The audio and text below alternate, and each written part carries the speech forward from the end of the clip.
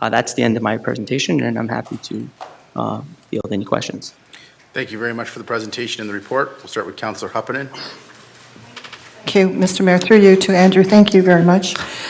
I'd like to say I understood everything, but I grasped a few things. My question is, do you know what percentage of the user fees are fully recovered? Through your worship, at the moment, there virtually is no user fees that are at full cost recovery. The closest area at least is going to be in your building department, where those are the fees closest to full cost recovery, and the other one that I can think of is the marriage licenses, which are currently at near full cost recovery, but some of them the gap is fairly close to that point, and some of them the variance is a lot greater. Okay, that's good. And can you remind me again, what are the most subsidized services? Through the worship, the two most subsidized services are recreation and culture services, as well as your transit services. Okay. And to that point, that is generally something that we see in virtually all municipalities. Oh, and you're not alone in having those services to be the most subsidized, and certainly on the recreation side. Okay, and that was my last part of my question, is that standard? So yes. Thank you. Yep. That's all. Thank you, Mayor. Thank you. Councillor Myers. Thank you, Mr. Mayor. When I look at the chart that mines down a little further on the Recreation and Culture Division, athletic fields at 1,254% variance. I guess, we're receiving this information. I guess I'm already trying to figure out what I'm going to do with it. Because if I think of athletic fields, what could we ever do to try to cost recover? We can't put a gate on our field. We do have some user fees now. I'd like to, through you, Mr. Mayor, ask our Commissioner of Finance if you could enlighten me a little bit as to, do we have any revenue now? It's 1,254% variance, but on, say, the athletic fields as one example. Through you, Mr. Mayor, to Councillor Myers, you'll see on the athletic fields, we do receive some revenue on that. The costs and the indirect costs is obviously where the gap is happening. But staff will be coming back. They're going to look at every area. We're going to come back with a recommendation to council as part of the budget process and either set a benchmark for where we think the cost recovery should be, and also recommendations for fees that we think should get full cost recovery. And then council will be able to kind of digest that and put their input in at that stage. Okay, thank you for saying that. Through you, Mr. Mayor, I'd like to continue on that line a bit. So, for example, looking at the athletic fields, and yes, $62,000 or $61,100 in revenue, but the costs are $828,000. So, I guess I'm still trying to use that as one example to get my head around. How would we draw that $61,000 now in revenue? What do we do? Do we charge a nominal fee to use the athletic field? Or what would be an example of how we are getting some revenue now out of our athletic fields that cost $828,000 to operate? Through you, Mr. Mayor, to Councillor Myers, that might be better answered by the Deputy CAO for that area, because Mr. I'm not sure the fees are. Okay. Through you, Mr. Mayor, to Mr. Bear, is that a fair question? Yes, through you, Mr. Mayor, to Councillor Myers. You're correct. The user fees there for the different groups, the sports clubs, football, etc., that use those fields would make up the revenues that we generate towards the athletic fields line item. So, again, I just repeat, the point that's in front of us is that there's $61,000 in revenue we get now, but it costs us $828,000 to operate it. So would I understand from the Commissioner of Finance's comments a moment ago that staff might bring back to us something dramatically different to narrow that gap? I guess I'm trying to get my head around how that would impact our groups and how we would do that. Like, if you're going to bring a policy that says we should be doing this, and so it's across all the areas, I think by these variances that are so huge, like the marina, but the marina is only operating so many weeks out of the year too, compared to perhaps the fields and things like that. So. To you, Mr. Mayor, to Councillor Myers, yes, as part of our recommendation, we're going to be looking at the matrix, see what the costs are, and again, the revenues, and make a recommendation. As Mr. Mirabella has pointed out, not everything is going to be full cost recovery. And what you're seeing there is probably very similar to other municipalities, that your community services is one of the areas that is subsidized by the tax base. Yeah. But we will set a benchmark and it'll be in comparison to our other northern municipalities, and we'll be looking at competitiveness, ability to pay, et cetera. We will not be bringing back 1,000% increase on athletic fees. That's encouraging to hear. I guess the other part of that is we did get the other information on the chart where we're lower or we're higher and so on, and I appreciate that. But I think in the end, we want to look at Sault Ste. Marie because I think the mayor alluded to it. I find it a wee bit challenging when we don't know what's being offered for those services. So it's hard to compare, and I think our consultant told us that, apples to apples. So I don't know how council's even going to be equipped to agree or not agree with a recommendation from staff when we really don't know what the apples to apples is. And I'm not suggesting, I mean, that would be a massive project, I'm sure, to do. But it's going to be somewhat of a challenge, I would think, for us to know what we should do, even if we're lower than somebody else, not knowing what that somebody else provides. I guess that's a rhetorical question. I'll go on to another one. Is it a question or is it more a rhetorical question? Yeah, please. Okay, sorry. Okay, so coming back to then the how we arrived at the, I'm still in the Recreation Culture Division because it's one I'm familiar with. When you look at the costs, direct and indirect, I'm going to look at the Historic Site Board column for a moment because I'm intimately familiar with that one, as is, I think, Councillor Turco and Hoopin and others that have sat on that board. So you were saying that the costs related to, and Historic Site Board's the administrative name, I guess we're talking about the Ermitaño Clerg National Historic Site. Is that what we're talking about there? Because that's the facility? Through Mr. Mayor to Councillor Myers, that would probably be best answered by Andrew. He did the detail work on that. Okay. So what is the Historic Site Board as indicated here for costs? Through the worship, that is related to that specific site, and it's detailed in the user fee bylaw as the Historic Site Board and as well in the budget. So that budget line item. Yeah. I appreciate that. No, I appreciate that. But so it's the Ermitaño Clerg National Historic Site and Heritage Discovery Center. So the point here is that we know by the financial records and operations that it costs us $480,000 a year to operate that site. Through you, Mr. Mayor, to our commissioner, is that like that's verifiable though in our own, apart from the consultant, that's verifiable. Those are figures that are in our own budget, correct? That's what it costs. Through you, Mr. Mayor, to Councillor Myers.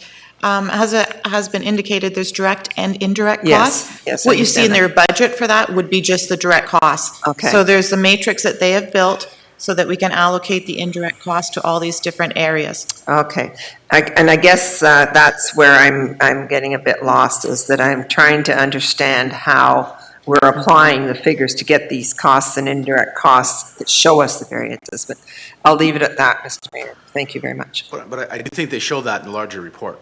Yes. They show how they apply the figures. Yeah, okay, So thank we'll go you. to Councillor Fata. Just, I'm looking at the chart here for the user-related revenues, and 2013 was well over $500,000 more than the previous year and the next 4 years. Do you know why that it's such a higher amount than the other 4 years? Through the worship, the 2013, the above average, I guess, revenue is really related to a large institutional and government building permit issued, which kind of swayed and skewed the results upward in that year, as well as on the building permit fee analysis. So we did have to take that into account because that was higher than the average and kind of was an anomaly.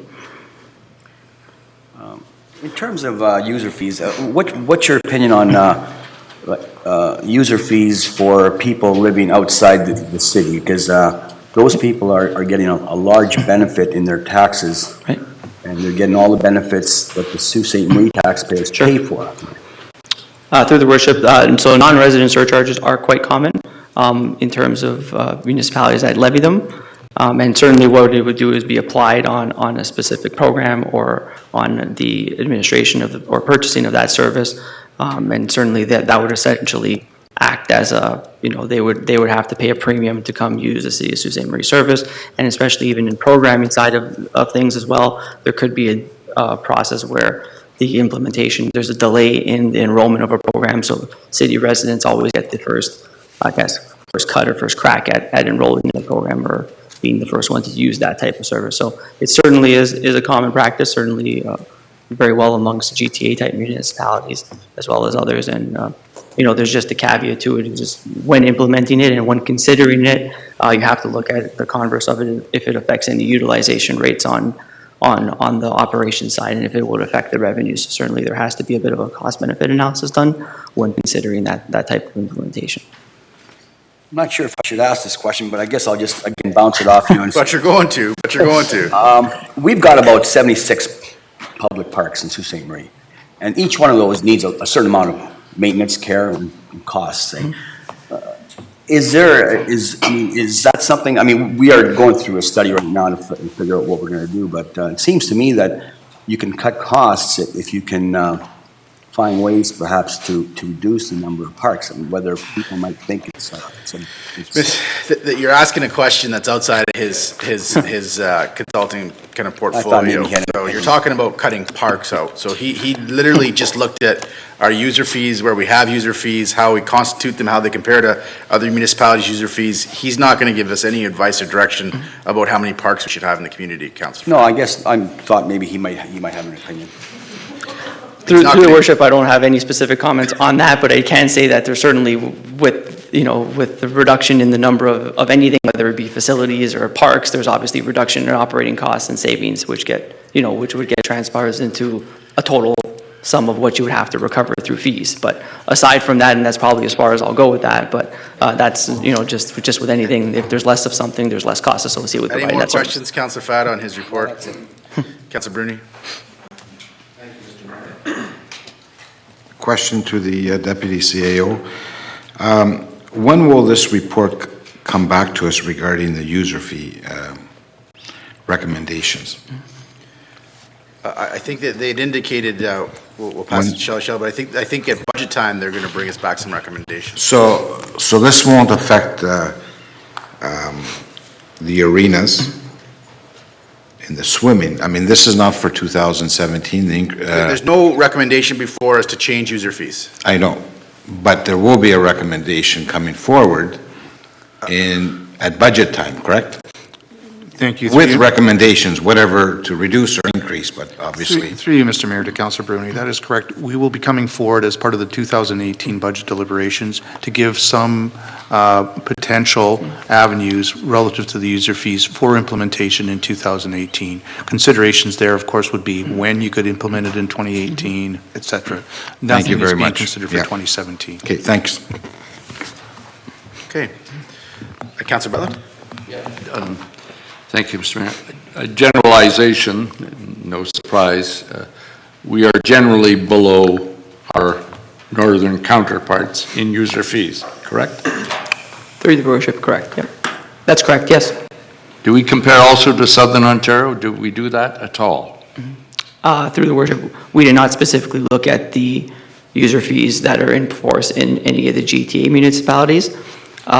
Just from our experience in certain GTA municipalities where we've done user fee related work, user fees in GTA municipalities would, in most cases, in some here, would be higher as well. So you would still be placed on the lower end of the spectrum.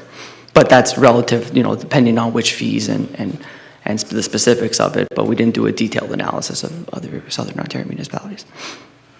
Not sure. I guess I'd go to the CAO. I agree with a couple of comments saying, well, if we're comparing what we do in our planning department with another planning department, that should determine what the user fee should be.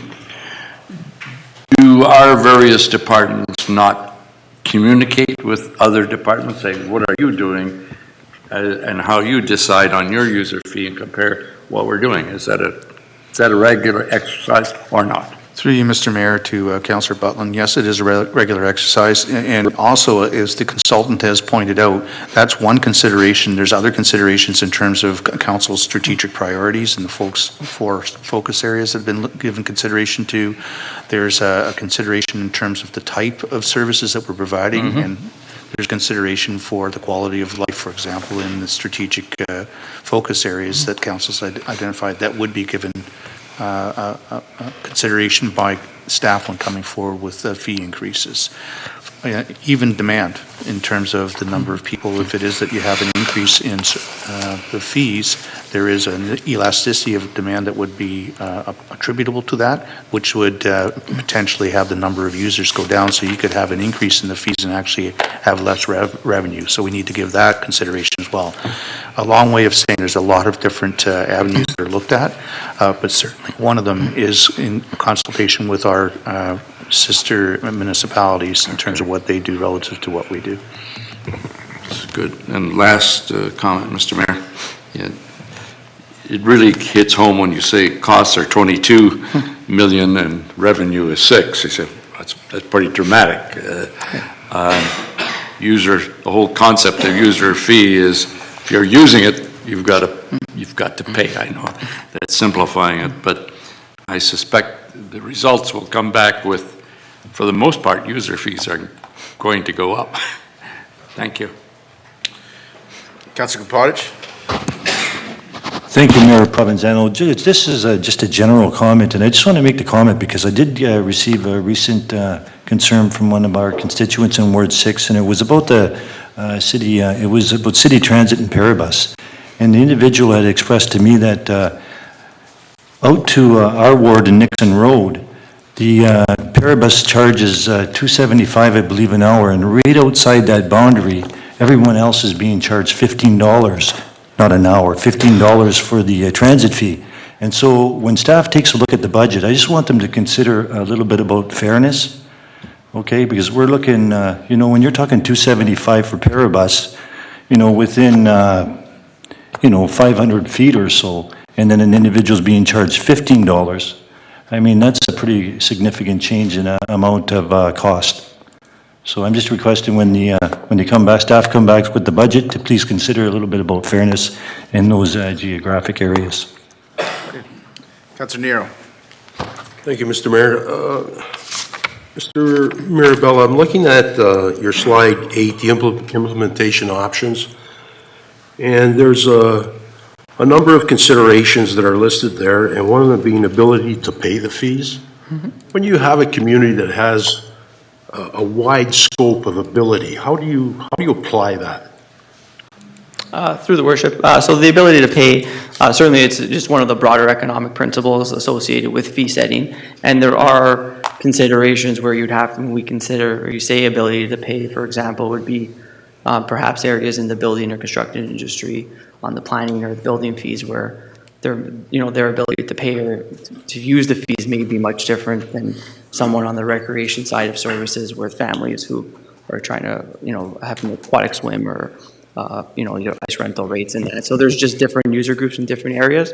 And certainly we have to consider that, looking at the demographics as well as the household incomes, and those are the types of qualitative and quantitative research that the city would have to do in terms of defining what that ability to pay is. And certainly that's different from one municipality to the next. Right, and I guess when we look at that, recreation and those kinds of things, culture and that, because there is a wide scope, it would be a reason that if we look at ability to pay, that would put us in most municipalities at the lower end of the scale in recovering user fees.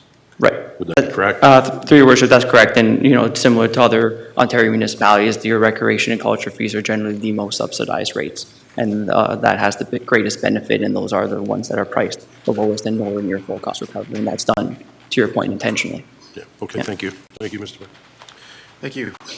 Council, for my part, I think it was good that we authorized this study. I think it's really, really substantial data and good data for staff to use and rely on when they come back and make recommendations to us at budget time, and it'll be helpful to us as we try and make decisions at budget time. We set the user fees, right? That's what we do that. So this is more information that we could apply as we set those. So thank you for your time and your presentation, sir. We appreciate it. Thank you to staff for the work on this. Great, thank you. If we can move on, Madam Clerk. Under Agenda Item 5.2, Council Composition and Ward Boundaries, Malcolm White, Deputy CAO Corporate Services and City Clerk. It's a presentation with respect to Agenda Item 7.1.2.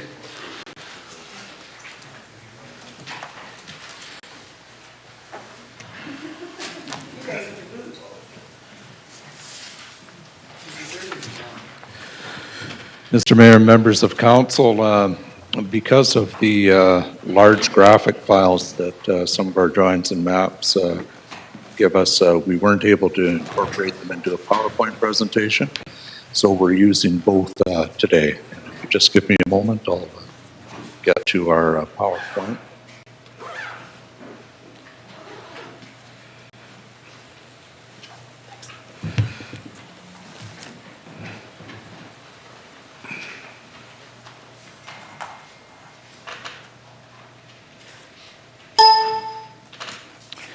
As council is aware, earlier this year, council did make the decision to change its council composition to a 10-member 5-ward system. Staff were then asked to go back and look at coming up with a 5-ward model to bring to council. What we're bringing to you today is a model that is draft. It will be something that we're presenting for information today to show you and to get out to the community to get more input, and then we'll be bringing it back for final approval at your meeting in August.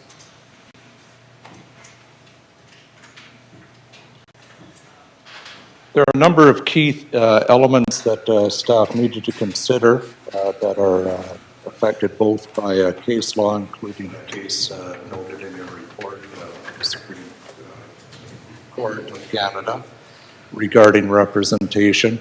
And we also look at criteria that are used by the Ontario Municipal Board in Ontario for deciding whether ward divisions are acceptable or not. The key in the Supreme Court decision was what constitutes effective representation. Certainly in Canada, electoral boundaries, whether they be municipal, provincial, or federal, the prime criteria to consider is representation by population. It's your main focus that you do look at. However, as noted in that decision and as noted by the OMB, there are a number of other elements that need to be considered as well as representation by population. They are communities of interest, whether it's neighborhood, whether it's development areas, or what have you. Present and future population trends, and also physical features of the community, whether those physical features are physical geography or whether they're man-made features as well. All of those things need to be considered in order to come up with a successful ward system that's representative of the community.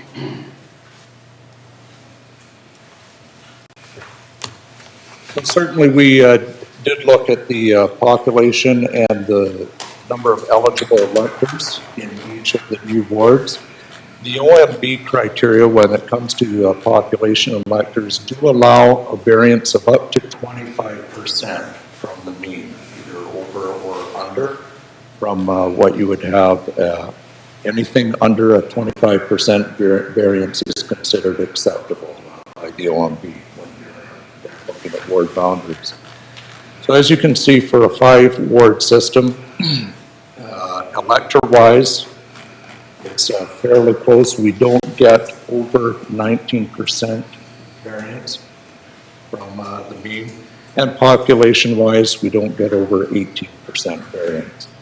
Ward 1, as has been the case for many years, that area of the city is the most densely populated part of the city. And Ward 5, which is really in a large part the area occupied by the former Ward 6, is the least dense.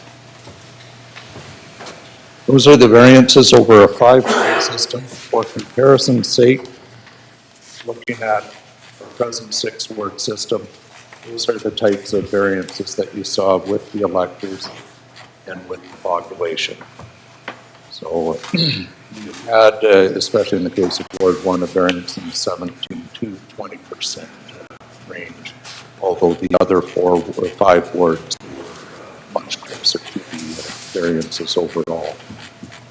The maximum of 10% below in the population for Ward 6.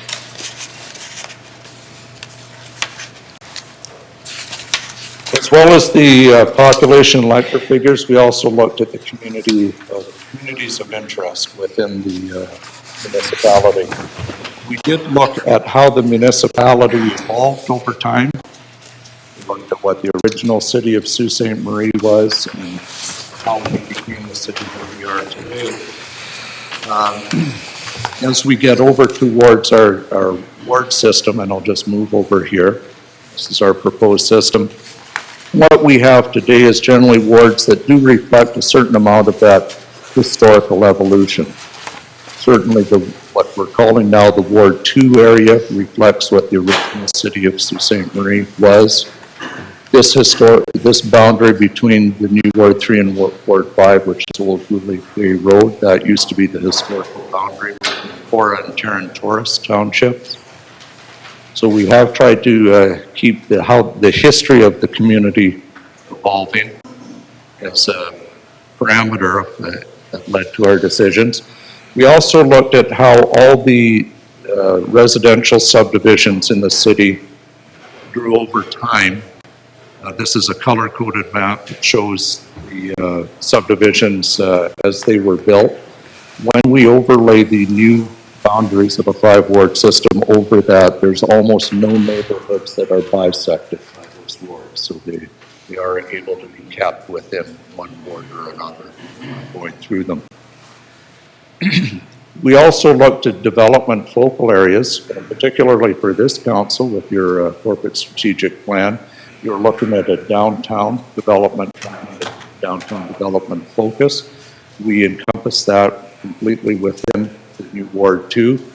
Also, as well, there's the development focus in the northern end of the city along the Great Northern Road corridor and to either side of it. And that is now fully encompassed in the ward, which would be the new Ward 3.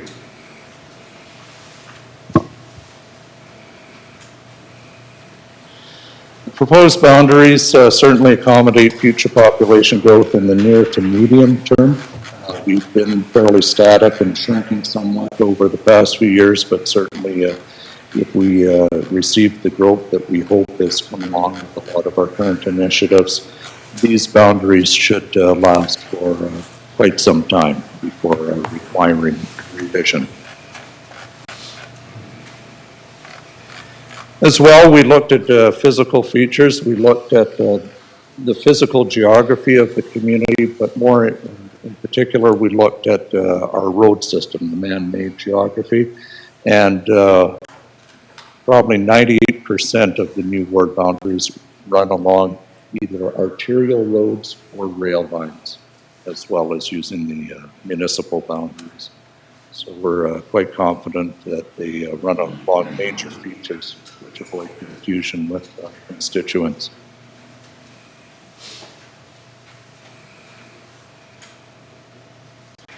Just before I get to our next step, certainly we have our new 5-ward system that we're proposing.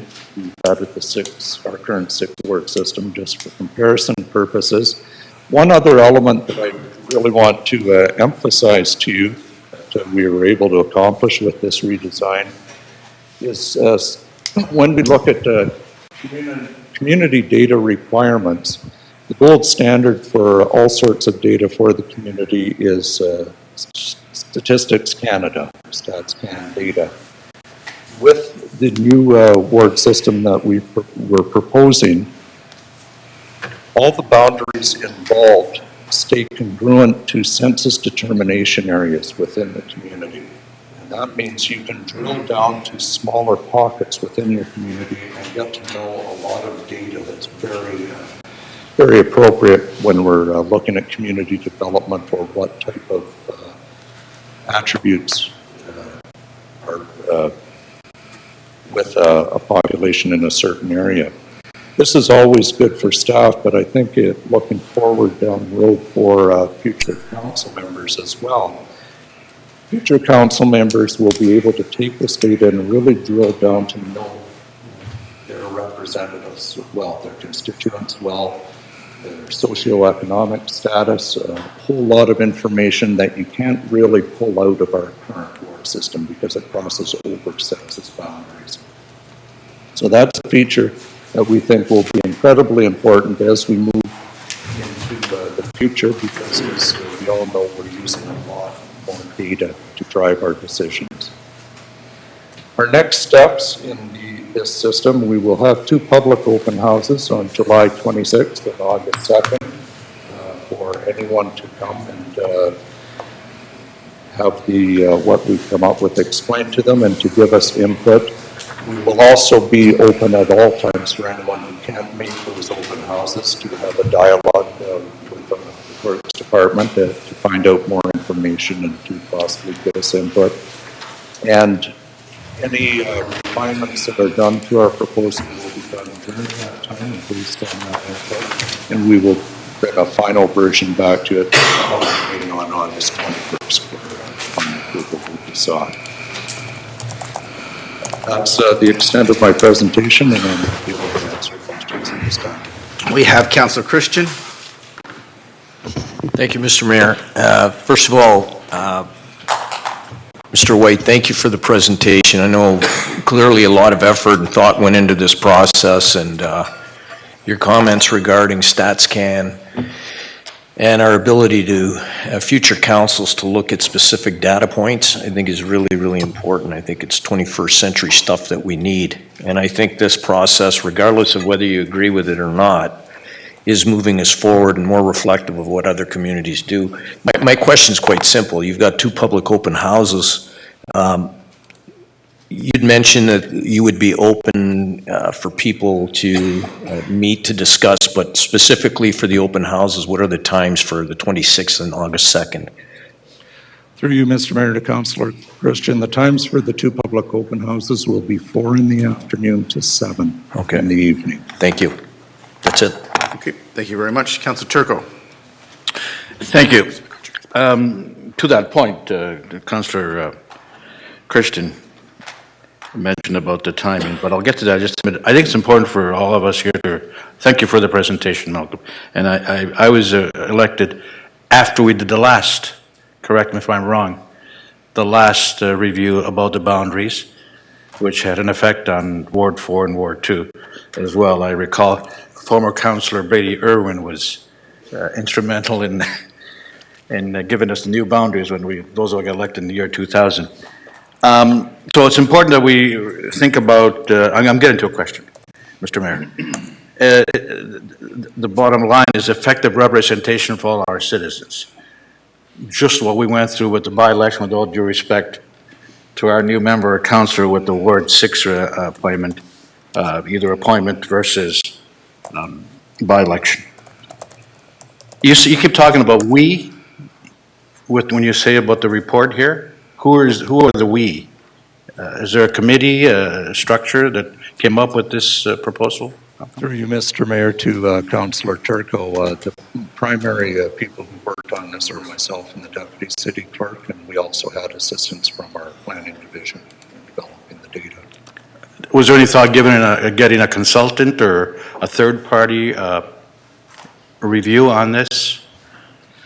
Through you, Mr. Mayor, to Councillor Turco, certainly we did review that possibility. The fact that I had been around and gone through an in-house process when we redeveloped the ward boundaries back for the year 2000 certainly gave me a comfort level. Yeah.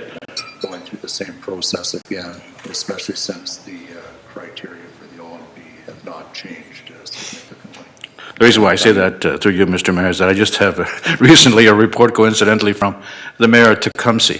They also went through the ward boundary and council structure. They're about 1/3 of the population of Sault Ste. Marie, and I think their solution was they added another councillor in that final 60-page report, and it's available if anybody wants to look at it. Timing of the open houses, to Councillor Christian's comment. Was there other dates given, considering we're in the middle of summer? July 26th would have an effect on August 2nd on the public and the taxpayers? Through you, Mr. Mayor, to Councillor Turco. These dates are probably the best we can do, given that we need to bring a final version back to you for the meeting in August. That being said, we're confident that having the open house available and also staff willing to meet with anyone at virtually any time between now and that meeting go a long way to overcoming the fact that we're in summer months. And how are we getting the word out to you, Mr. Mayor, about these open houses and the public meeting. Through you, Mr. Mayor, to Councillor Turco, obviously we will be doing a number of media advisories and getting that information out to our normal channels. We also will also have a specific page dedicated on the website. As you can appreciate, there's been a lot of material reviewed in order to come up with this, so it's not something that's easily communicated just in simple terms to vote. That's why we like the idea of having the open houses where we can engage in conversation with people prior to them offering their input. However, we will have it available on our website, and as mentioned, we are willing to meet with either groups or citizens pretty much any time between now and the next meeting to ensure that those who wish to give us input are able to. Thank you. One final comment, a question, Mr. Mayor, if you let me. So once we get the report back in August, that'll be the final report. We have to vote on it? Yes. Yea or nay on that one? Through you, Mr. Mayor, to Councillor Turco, yes, the bylaw that will approve the new boundaries will be at that meeting for you to approve, and it will be considered the public meeting. Thank you. Thank you. Thank you, Mr. Mayor. Thank you. Councillor Nero. Thank you, Mr. Mayor. Mr. White, I also want to thank you for this presentation. I can imagine a lot of work went into this, and I think I believe you just answered my question. This information, along with your presentation in preparation for the public open houses, you're going to post all of that information on the website, not just dates for the open house? Through you, Mr. Mayor, to Councillor Nero, yes, we'll have a specific part of the website dedicated to this and the material that you see before you. With your report that came to council and everything? Yes. Good. Thank you, Mr. Mayor. Thank you. Councillor Bruni. My questions have been asked, but I guess my concern will be for the two public open houses. I don't understand why the rush to have it in the middle of the summer where people are on vacation. If we delay this until the beginning of September, and the second meeting in September, we can have the public meeting, but obviously there's whatever reason to have it in the middle of the summer. Just doesn't, I don't understand, but in all due respect to Mr. White, he did tell me that it has to come to the public meeting by August 21st to implement this for the next election year, so. Yeah. Through you, Mr. Mayor, to That's Councillor Bruni, I'll later. just expand on that somewhat. If we had been able to adhere to our original timeline, we would have been through this process by now. It would have come much sooner after the original decision to change council composition. Unfortunately, what has interfered was the provincial election and one of your members being elected and having to go through a process before a replacement was appointed. In our view, we needed to get through that process and have full representation on council before considering this matter. That is why it did get delayed until now. The reason we need to move along with it and not wait until the fall is because of the timelines involved with the next municipal election, which is next year. In order for us to finish off what needs to be done to prepare for that election, we need to follow the timeline as laid out in the report. That's fine. Like I said, that just disappointed in the middle of the summer. You're having this open houses, and obviously you're going to get not a great turnout because people are away, but hopefully people will submit their comments and their concerns through email or phone calls, etc. Councillor Myers. Thank you, Mr. Mayor. There's been some good publicity about it already in the with the package, being made public Friday morning and this item being there. One of the questions that I had put to me, and I'm going to ask you, Mr. White, because I don't know the answer to it, is there ever a situation where a ward is, I'm going to say, broken up as opposed to continuous? In other words, when we look at the communities of interest, one of them is the downtown and Great Northern Road. because they're development focal areas, as you've termed here, is there ever an occasion where a ward could be, for example, made up of those two areas that are not dense residential areas, but they are the development areas?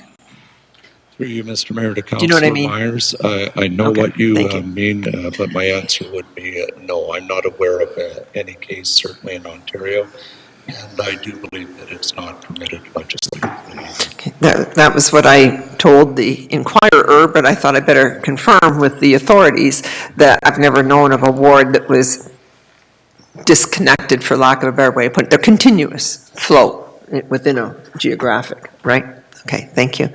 And I guess the other thing that I just wanted to raise, I too wanted to thank you and Rachel for the amount of work. I know you started this months and months and months ago and spent quite a bit of time on weekends and other times because there's a lot involved in this. You both know that I'd like to be able to see a very mined-down map of our new wards whenever we get them. So I'm going to ask that if after the public meeting and after, I'm assuming we're going to get all through this and go to our proposed new wards, can we try and get new ward maps for the next term, which may or may not affect someone like myself, that will really spell out. I still find after all these years that a lot of residents don't seem to be able to get information readily online where their ward boundary is. And I think some of it's just still trying to work out our engineering and our maps. And so I don't need it. It's just a point that I'm re-emphasizing again. Thank you. Thank you. Councillor Fada?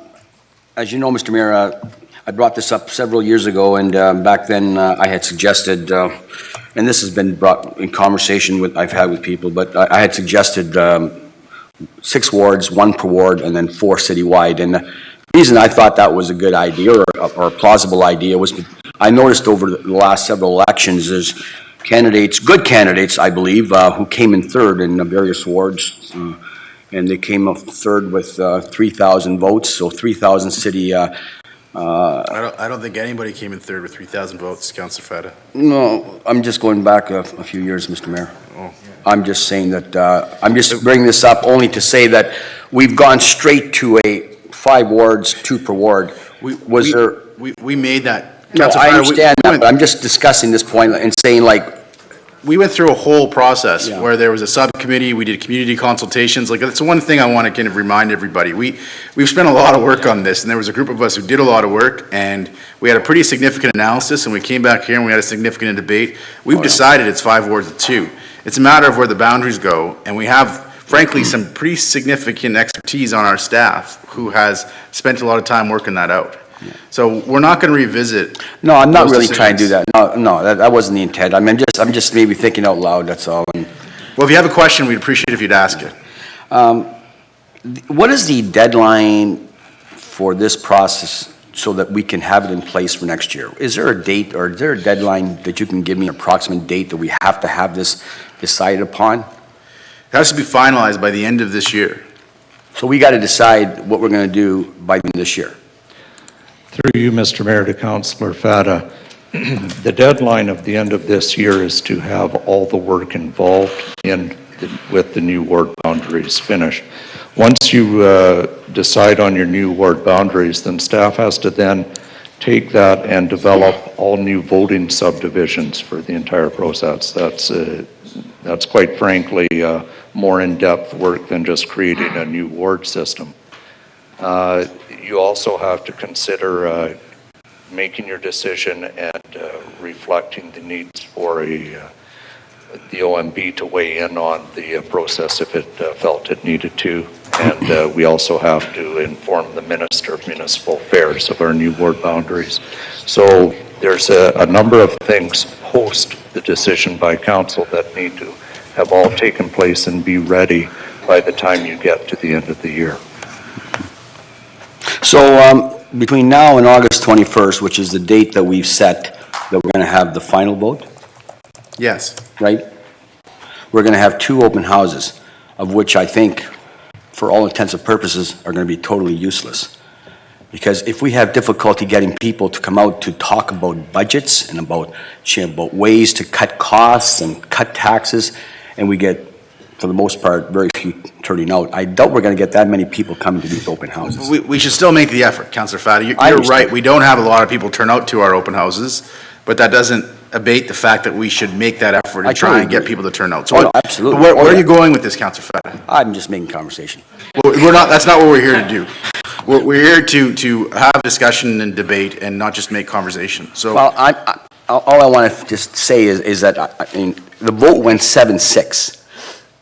All along, I thought the vote was going to go like 8-4 or 9-3 or whatever. I had no idea it was going to be that close. I have a difficult time with this whole process when we're evenly split and the mayor has to make the final decision. So Councillor Fata, you've been here for 10 years. I don't make the final decision. I'm just well, one you of did the because 13 votes. you cast the deciding vote, Mr. Mayor. No, I don't. You did. It was 6-6. We simultaneously vote, Councillor. Yeah. I'm just saying, Mr. Mayor, these councillors voted 6-6. We're evenly split. No. Okay, I don't see any questions here, so we're going to move on. Do we have any more questions of Councillor Fata? Councillor Fata, sorry, Mr. Malcolm, Mr. White, Councillor Butland, do you have any more questions? Yes. Okay, go ahead. Thank you. The report is very thorough. It's received a lot of attention. It's objective. OMB says here are the things you have to consider. I think staff has done the job.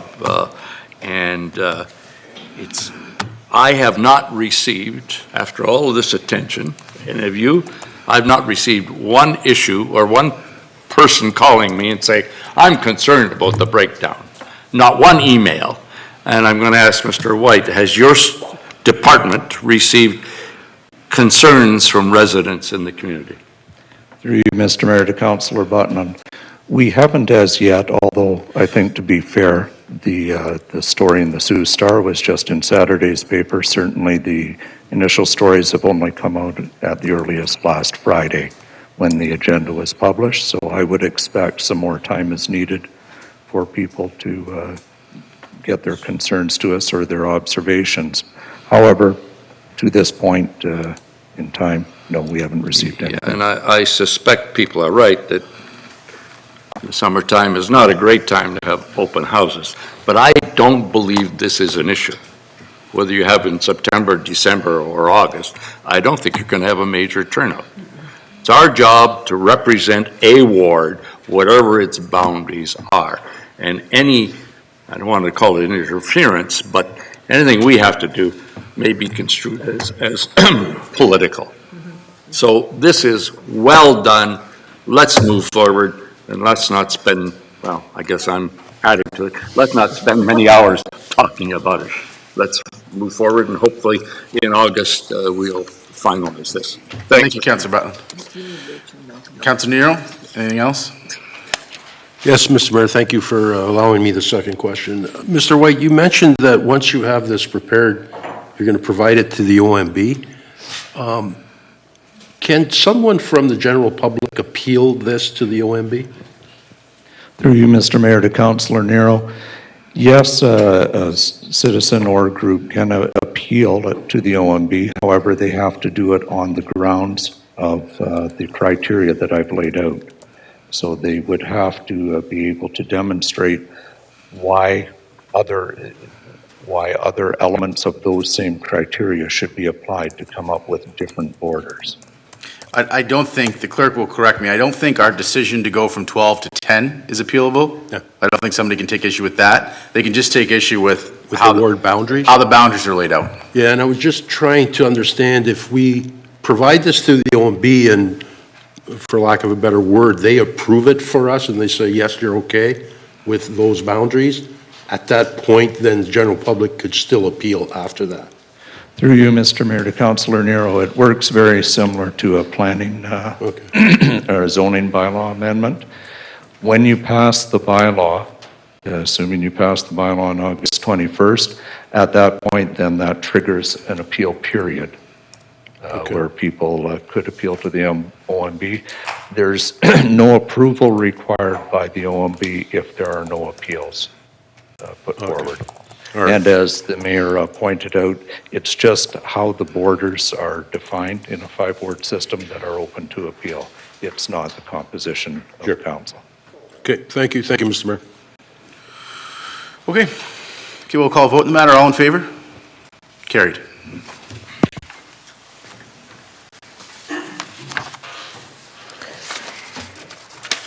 Under agenda item 6, I have a motion by Councillors Butland and Krumpotich, resolved that all the items listed under date July 17, 2017, agenda item 6, consent agenda, save and accept agenda item 6.20 be approved as recommended. Okay, so on the consent agenda, do any councillors have any matters in the consent agenda? Okay, so we have all in favor? Carried. There you go. Madam Clerk, keep going. Under agenda item 7.1.3, committee vacancies. This is regarding committee vacancies due to Councillor Romano being elected to provincial government. And I should just say that I believe that the Procurement and Procedures Committee has fulfilled its mandate, although the other committee that wasn't on the list provided you in the agenda was Downtown Association. So I haven't had any members of council contact me with a desire to take Councillor Romano's place on any of these. Okay, so in lieu of councillors volunteering for this then, is Councillor Myers? I'd like to just ask a procedural question. I wasn't aware of the Downtown Association. You're just telling us that one now? Yes, Okay. I'm sorry, it was appointed in a different process than the usual December one, so it wasn't in your package. I appreciate that. What I was going to ask is there any chance of being able to defer? Because I have a feeling Councillor Hollingsworth might be interested in that, but would not have been aware of it as an opening. I know she's We working. could put it over to August 21 if you like. I certainly obviously don't speak forward. We've had no discussion, but I know she's working quite extensively in the downtown area, and that might be one that she would like to pick up. Okay, well, look, council, all of you are aware of the vacancies. If any of you are interested in filling any of the vacancies, you can contact Councillor Grandinetti. Are you interested in any of those committee vacancies? Yeah, through to you, Mr. Mayor, I could go on the Conservation Authority. Okay. And then I'd have to let you know on the rest of them. Okay. It's just the timing of them. I understand. So then we'll have a motion then. I think it's appropriate, Madam Clerk, to have a motion to appoint this is the Conservation, okay, appoint Councillor Grandinetti to the Conservation Authority. Okay. And then, so Councillor Turco moved that, Councillor Butland seconded it, all in favor? Okay, so for the that's carried. For the remaining of the vacancies, if any councillors have an interest, contact the clerk and we'll put those in the next meeting. Councillor Hupinen. Councillor Hupinen? Thank you, Mr. Mayor. I just have a question. Are any of these committees available to the public if they were interested? No, these are vacancies of members of council on these committees. Okay. As created by a result of Councillor Romano's election. I see. Okay. So it has to be a councillor that would replace, I'm specifically talking of Conservation Authority. That has to be a councillor. That has to be a councillor. Okay, that clears it. Thank you. And we have Councillor Grandinetti on that now.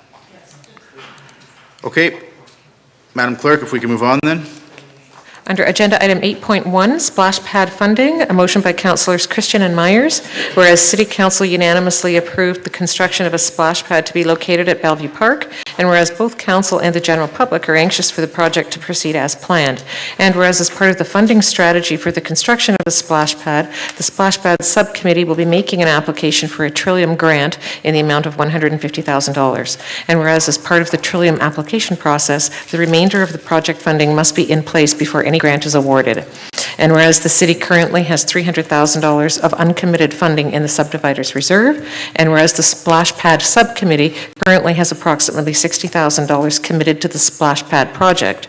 Now therefore be it resolved that council approve the use of $240,000 from the subdividers reserve to support funding of the splash pad, resulting in a total of $300,000 of city funding to serve as the basis for a Trillium grant application. Okay, so Councillor Christian, we're going to let you speak to this first. Okay, thank you, Mr. Mayor. On May 29th, Councillor Myers brought forward a resolution that council approved asking staff to find resources, any sources of funding within the city to help finance the splash pad. Staff subsequently reported that there wasn't any capital funding in the 2017 budget, but they did identify uncommitted funds in the subdividers fund. And so this resolution is nothing more than an add-on or an extension to that resolution, because the goal was to try to find additional funding. So the subdividers fund exists, and the splash pad, would be a perfect example of where that funding could be used. So it's obvious through public input and through council specifically that there's a will to proceed with this project and to do so that the end result is a good finished splash pad. And the committee, I can tell you, is anxious to apply for the Trillium grant, and we stand to gain up to $150,000 if we're successful with the application. The process is slow, it's long, and the deadline for application is October the 25th, so we're pressed for time, and if we miss this window to apply for this grant, the project is ultimately going to be pushed back indefinitely. If we can approve it tonight, we're going to lever our money with the Trillium grant application, and it'll bring the cost to the city of this project down significantly. So there's a need to move forward with this. If we approve this, we're simply leveraging our dollars to apply for that Trillium grant. And if we can do this, if we can pull it all together, we're looking at roughly $450,000 as a starting budget, which is really going to provide us with an A1 splash pad. And that's really what everybody wants. So, council has nothing more to consider than to offer the money so we can move forward with the process. There's going to be no decisions in terms of a final splash pad and budgets for some time, because a lot of stuff still needs to be worked out, but this will get the process started. If we get the approval tonight, Councillor Myers and I have to reconvene with the committee. We have to put together the Trillium application. We have to begin a fundraising strategy, because that's part of the project. And then our committee needs to work with staff to refine the design of the splash pad and the amenities that we may be able to incorporate over time. So this is nothing more than leveraging some city dollars to get more Trillium dollars. Okay, thank you, Councillor.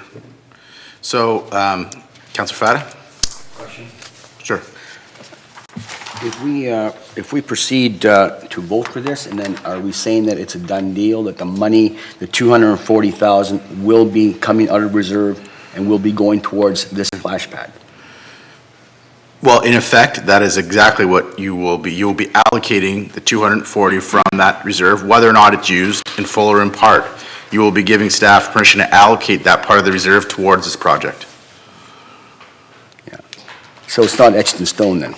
Even though we vote for this, it doesn't mean that money is definitely going? Yeah, let's put it this way. So we're getting late in the year. Let's say you support this motion, you give staff that permission, but as we go through the year, we either identify a source of funds, or by the end of the year, let's say if we have a surplus, if we haven't spent the money yet, and it's unlikely we would spend the money this summer because we're already through the summer, the money can come from a different source and then not come from that in the future. But right now, you'd be authorizing staff to earmark $240,000 of the subdividers reserve for this project. Whether or not you use all of that money or part of that money would be something that would be determined in time. So, as you know, next meeting, there's going to be a presentation by the Downtown Association. How does that conflict with this resolution, or can they both work hand in hand? Well, look, I could speak to that. So, as you're aware, Councillor Fata, because you were the mover of that resolution, and your seconder isn't here today, so the resolution couldn't go forward. Appreciating the intent of the resolution, Agenda Review offered Mr. Hayes and the Downtown Association the opportunity to present at this meeting. So they could have been here to present today, because we didn't want to defer the presentation because to coincide with the resolution, because we understood the intent of it. So they declined that opportunity to present today. So if this motion goes ahead, your motion can still go ahead in August, but your motion's for a reconsideration. Whether you reconsider today or you reconsider in August, you could still reconsider if you have that support to reconsider. Okay. Well, my understanding was that because the seconder wasn't here, it was a moot point for the representative to be here. The seconder was supposed to be present in order for that motion to be. No, it's not moot, because the presenter could have still presented the position the presenter wanted to present, and that could have influenced or affected the votes as you cast them today. So, so from my perspective on this motion, Councillor Christian, the way I understood the motion, I think your intention, so maybe I'll articulate that and you can tell me if I'm on the right page, is the global budget for this project was well over $500,000, but that budget included some other ancillary functions and supports for the splash pad. It wasn't just the splash pad, but also some of the outbuildings that we needed for the splash pad. So after that meeting, you took a look at it with Councillor Myers and staff, and you looked at what do we need just for a great splash pad, and it isn't the $500,000 plus, it is less than that. And what you really want to do, and why you're here today, is if you don't have committed funding from the city, you can't apply for this Trillium grant. That's correct. So you want the committed funding so you could apply for the Trillium grant. That's right, and because the bottom line is we want to get the splash pad built. There's going to be many things that are going to happen between now and when a final decision is made. We need to finalize these ancillary costs. We need to continue to develop the entire concept, and we don't know what our fundraising efforts will garner. So there's lots of things still on the table, and your point is well made. It's possible that no decision will have to be made for quite some time. There may be surplus funds, there may be other funds that we can access. So theoretically, there may be part of this 240 we don't use at all. So it's all up in the air at this point. But my concern at the last meeting, which I expressed, was that I didn't want to move ahead if it meant sacrificing the size or the quality of the splash pad. That's right. So what I was told and I just want to reiterate this for everybody's information from you folks that are doing all the work on this, is that you're proceeding with the same quality and size of splash pad as you were before. All you're doing is staging the funding of this project over 2 stages as opposed to 1. That's correct. So and the splash pad takes priority. That has to be built to the expectations that you want and the rest of council wants. I don't want to downsize the project. Absolutely so not. What you're looking at doing now maybe is staging the funding for the project. That's correct. Yeah. So and to get the 150 from Trillium, you need this commitment from us tonight. Trillium requests that we have the remainder of the funding in place, and so that's why we need the commitment from council by way of this subdividers fund. Then we can move forward. Yeah, sure. So we'll go Councillor Bruni, then Councillor Butland. Thank you, Mr. Mayor. And I guess the question to Councillor Christian, we're going to provide the $240,000. You're going to apply for the grant from Trillium. If Trillium doesn't come back, does that money come back into our reserve? It never leaves the reserve because the project wouldn't be started. No, but I'm saying right now, we're allocating $240,000. That's right. To the splash pad. Yes. Yeah. If you don't receive the money from the Trillium, does that money go back into reserve and not for other projects? Well, I think then that's a decision we'd have to make as a committee on whether the project moves forward or not. If the project doesn't move forward, then the answer to your question is yes. If there's other sources of funding down the road that develop, I can't answer that at this point, but it would take the cessation of the project in order for the funding to be allocated back to we're investing $240,000 to get approximately $150,000. That's correct. Yeah. Which is good leverage. Yep. Okay, so we have Councillor Butland. Just one question and then maybe some comments. The subdivider reserve fund, I suspect people say, are we rating reserves? Bottom line is subdivider, if I understand correctly, reserve is for developers who do not provide the necessary amount of green space, so they put the cash in lieu of that. Is that, number one, correct? And number two, or some of those funds can be allocated to recreation facilities? The answer to that one is not so obvious. What are the answers to those two questions? Through you, Mr. Mayor, to Councillor Butland, you are correct in what the 5% subdivider reserve fund is. It is a restricted fund. It can only be used for parkland purposes, and it can also be used for recreational purposes throughout the municipality. So yes, the splash pad does qualify. Thank you. Have comments at the right time, Mr. Mayor? I'm happy for you to have those comments now, Councillor Butland. Go ahead. Oh, okay. I think you said last meeting or the meeting before, if we're going to do this, let's do it right. Let's do it right. And I suspect whether you're for or against the splash pad, you say if we are going to do it, let's do it well. Let's have an A+ facility. And I'm getting some feedback saying, well, Thunder Bay's got 8 and such city has 4, and I've done a little bit of research, and some splash pads are called splash pads because they have a sprinkler system in the middle of an area. Some will call them wading pools. So there are, if a city has 8 of them, they may have several sprinkler systems, but they're not what we're talking about. I'm not denigrating what other people have. Some have 8, some have 4. Sudbury has 8, but Sudbury has Gatchel, Chelmsford, and so on and so forth. I suspect that one are located in each of those areas that have now been amalgamated. I notice North Bay is in the same position we are, saying, well, gee, we don't know. This is a very expensive proposition. Halifax has a couple with 2 water sprouts, one of them with 4 water sprinklers, and they have one with 21 features: jets, loops, geysers, tunnels, and the whole works. That's what an A1 was. So I'm suggesting, for sure, just confirming what's been said by the mayor, and I, like Councillor Christian and Myers, we're going to do this. Let's do it. It is appropriate that we access money from this reserve. It is there for not specifically this purpose, but it is allowable. So I'm tired of splashing around. I don't know about the rest of you. Okay, so we have Councillor Myers. Thank you, Mr. Mayor. And I was just looking at the chair, and I think the one that we're looking at, Councillor Butland, has 22 features, you'll be glad to know. So it is an A1. But I also wanted to say that since this has been out in the media, and again, we thank the media for their interest in these important projects, I have had 5 or 6 emails. I've tried to forward them to the rest of council so council can hear some of the feedback. We have had people offer to get involved and do fundraising for us. There's a real desire by this community to see a splash pad.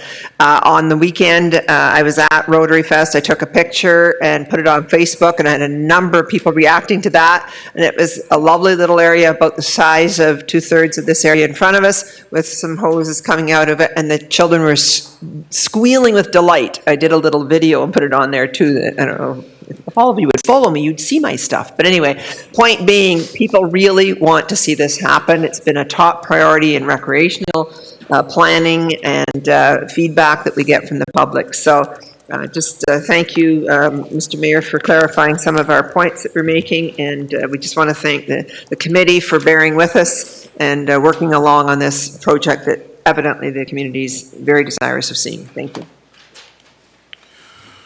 Okay, Councillor Frada. Comment on what Councillor Myers just said. Yeah, some of the emails that she's been receiving, she's been forwarding, and I appreciate that. And but I think most of those emails are coming from East Enders. Sorry, I just had to say that. Okay, so all in favor? Yeah, I'd like a recorded vote. Yeah, okay, sure, recorded vote. Madam Clerk?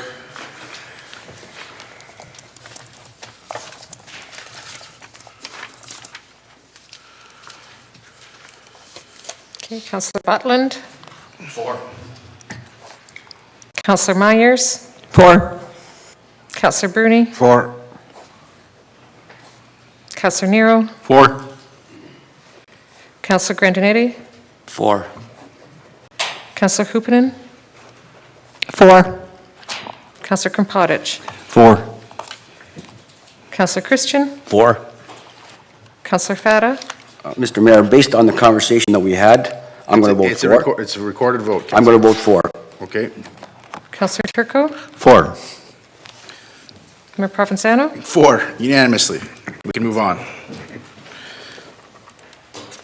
So we have Under agenda item 8.2. 8.2. Got a motion by Councillors Hoopanen and Krampadich. Whereas the Municipal Act gives broad jurisdiction to municipalities to pass bylaws in several spheres of jurisdiction, one of which is animals, and whereas local municipalities have an inherent responsibility to keep their citizens safe, and whereas in accordance with Ontario's Fish and Wildlife Conservation Act, the Ministry of Natural Resources and Forestry issues zoo licenses. And whereas the OMNRF has no jurisdiction over exotic animals such as lions and tigers, and whereas housing wild animals in facilities that do not support their biological and behavioral needs can create unnecessary stress, aggressive behavior, and provide additional motivation to attempt escape, creating an even greater public safety risk. And whereas the municipality may be liable in the case of injury or death caused by an escaped animal from a licensed zoo, and whereas since the City of Sault Ste. Marie has not instituted a bylaw banning privately owned menageries, it may bear some responsibility for the operation of zoos within the city. And whereas the Township of Muskoka Lakes passed a bylaw in 2012 regulating zoos and wildlife sanctuaries, now therefore be it resolved that staff be requested to report as to how best to regulate zoos and captive wildlife facilities in the municipality. Okay, so Councillor Hoopanen, go ahead. Thank you, Mayor. I appreciate this. I've done some research on zoos and wild animals in captivity and was extremely surprised that the province of Ontario has failed to properly address the keeping of wild or exotic animals in activity. I've learned that the OSPCA Act has regulations for keeping wildlife. However, the regulations do not provide sufficient public safety measures. I had the opportunity to actually speak to Councillor Donalda Hayes from Muskoka Lakes, and she said that her municipality decided to move ahead with their own bylaws in order to regulate any zoos that housed wild or exotic animals. That decision was stemmed from an incident in August of 2012 where a cougar had escaped from a zoo, and 6 days later, a family dog was killed by the cougar by crushing the dog's head in its jaws. The point I'm trying to make here is this could have easily been a child. There has been 30 incidences since, I think it was 1990, of this type of accidents with zoos. Muskoka Lakes said it was a wake-up call and decided that they had to act so that another unfortunate incident wouldn't happen. I have some information that I'd like to provide legal, because I have done quite a bit of research on this, and some of it's under the captive animal standards. It could be helpful when they're writing the report. It might save them a little bit of time. A few points that should be considered would be, I have a whole list, but I'm only going to list a few of them. I think a full inventory of the animals must be provided annually to the city, the police, and the fire department. These agencies must be notified in advance of new animals being acquired. Public safety. There must be a written plan outlining containment, recapture, and emergency procedures. This plan must be provided to the city, police, and the fire departments, and must be kept current. Contact between the public and domesticated animals contact between the public and domesticated animals must pose no risk to the public or animals and must be supervised at all times.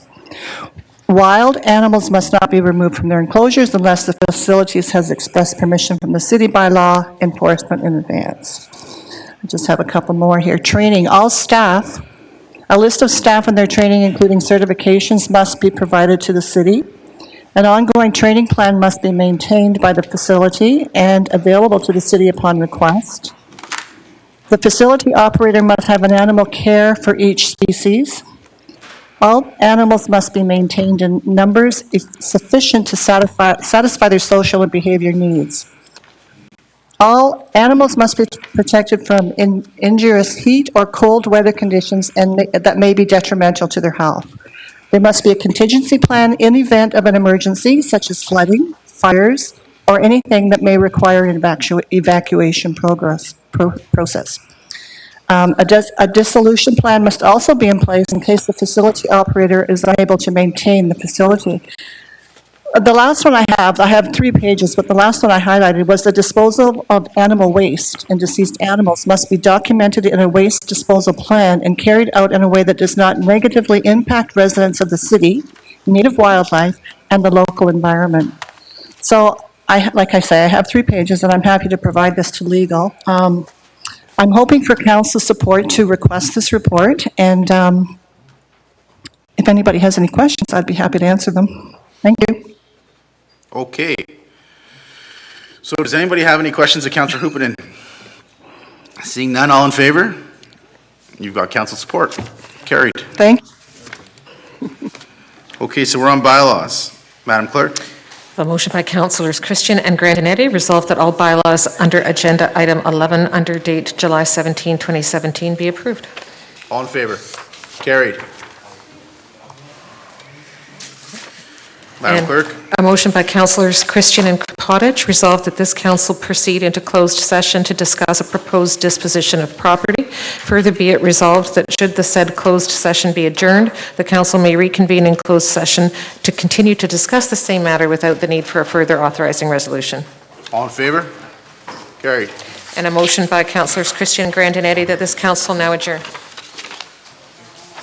Carried. All in favor? Carried.